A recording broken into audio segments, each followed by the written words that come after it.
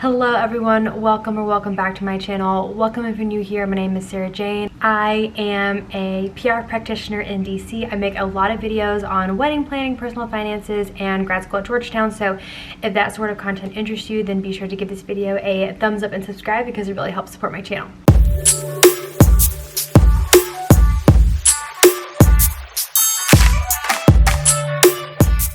So first of all, I am so freaking tan. I don't know if you guys can tell, my shoulders are mildly burnt. My face is honestly kind of burnt, and I think I'm gonna start peeling here in a couple days. I can just tell from like the texture on my forehead of my skin. Yeah, I just got back from the beach and Trey and I had such a good time. We went to Outer Banks in North Carolina, and it was my first time going, but he grew up going to the beach there, and we had such a great time. But yeah, I got so dark. Like, look at that. Oh my god.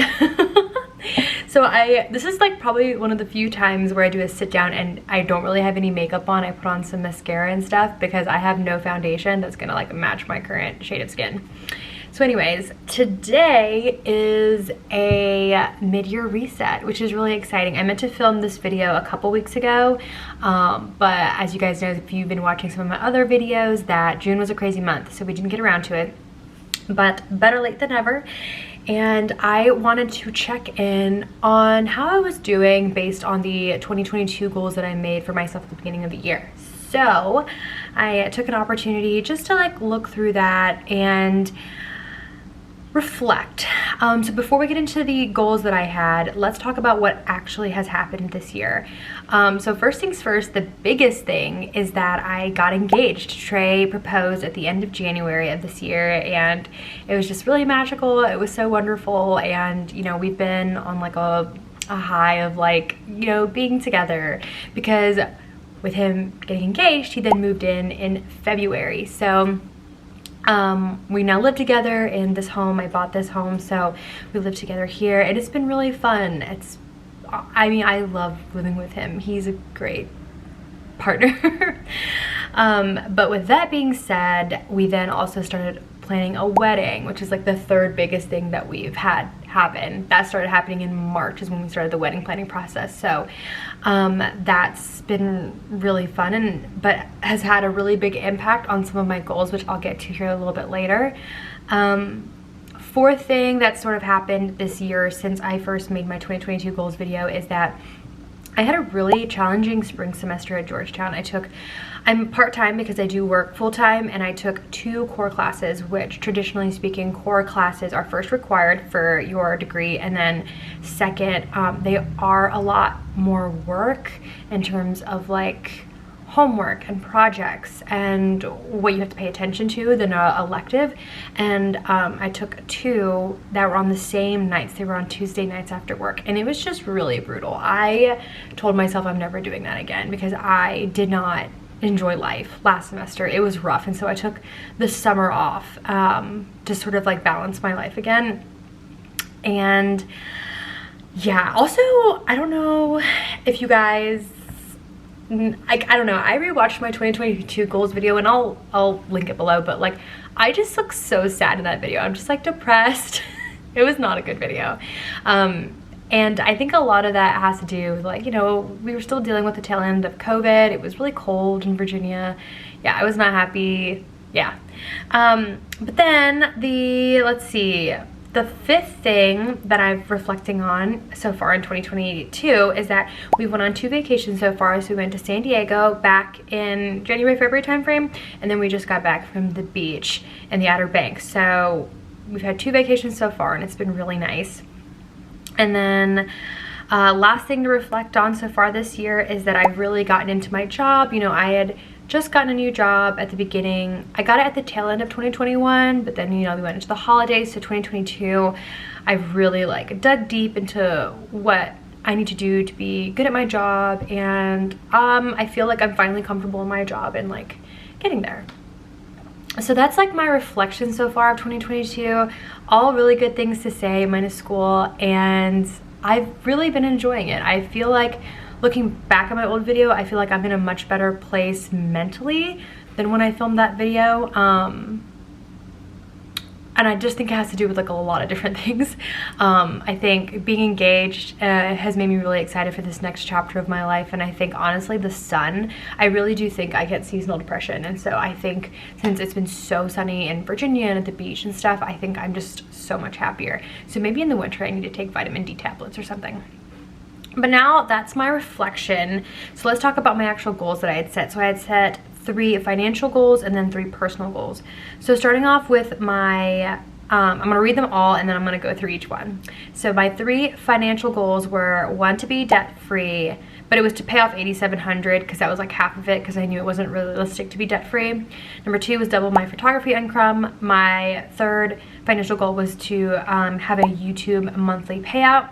And then my 3 personal goals were hit 10K on YouTube, 150 workouts, and then read my books. So let's dive into those goals, shall we? So first was to be debt free. Since we are now engaged and planning a wedding, that is not happening. Debt payoff has definitely taken the back burner, and I'm pretty sure I talked about this during my like I'm engaged, what's next video. It's still really important for me that we are debt free in the future, but it's not the season of life we're in right now. Right now we are planning for a wedding. We want to make sure that we cash flow the wedding as much as possible, and yeah, it's just no money is going towards paying off debt. It's definitely going towards saving for the wedding. So yeah, so that's not happening. Our goal is to save at least $35,000 for the wedding. Our wedding is next March. Our wedding is gonna cost more than that, just looking at the numbers from a preliminary standpoint, but that is how much we know for sure we think we can save for the wedding. So yeah.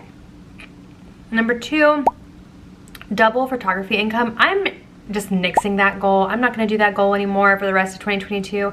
Not because I don't love photography. I still do love photography, but it's not a priority for me right now. I think there's so much going on in my life that adding that additional stressor is just unnecessary. I do want to continue to grow my photography business, but it is not my primary focus right now. And then 3 under personal finances was YouTube payout monthly. So I'm still not there. I think, I don't know, guys. I don't do YouTube for the money, but it's definitely nice when it happens. And so I don't know, which kind of leads into my first personal goal, which is to hit 10K on YouTube. So when I filmed that video in January, I had 9,293 subscribers. Now I have 9,380. So I have increased, but not enough. I should really, I don't know, I think be closer to the goal of 10K since we're already halfway through the year. So if you guys know of anyone who would enjoy my videos, like please share my channel with them. Please subscribe if you haven't. I love making YouTube videos. I really do. And sometimes I feel like, I don't know, am I doing something wrong to not have more reach? I really don't know. I really don't know. So sometimes it makes me sad.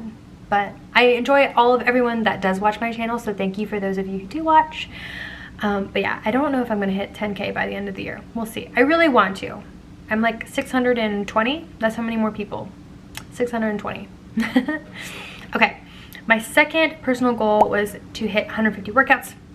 I'm pivoting this goal, and can I just say that I think it's really great and okay to reflect on goals, and if you're not meeting your goal or if your priorities have changed, to pivot your goals, which is what I'm doing with this. So when I made this goal, I was going to just like a regular gym, and essentially to hit 150 workouts a week, I would need to go to the gym on average 3 times a week, but sometimes 4. And I no longer have a gym membership because I switched to Orange Theory, and I have the plan where you go twice a week. So I'm pivoting this goal that instead of 150 workouts, I just make sure that I don't miss my 8 workouts a month with Orange Theory, because A, it's expensive, but B, you know, it's good for me. So, and last but not least is a goal that I'm actually on track. Okay, so my last goal was to read 9 books. I'm so excited to share that we are way on track for this.